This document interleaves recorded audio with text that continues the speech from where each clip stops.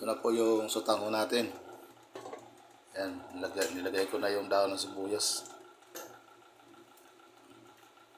Saka luto na rin yung bunga ng luto na rin yung bunga ng malunggay. Yan.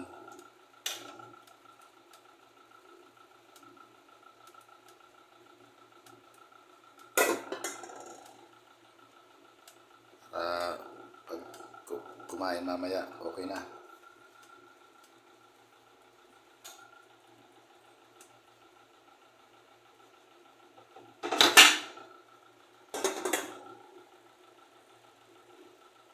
Ano natin, tapos piliin natin bunutin to para hindi malanta yung dahon ng sibuyas.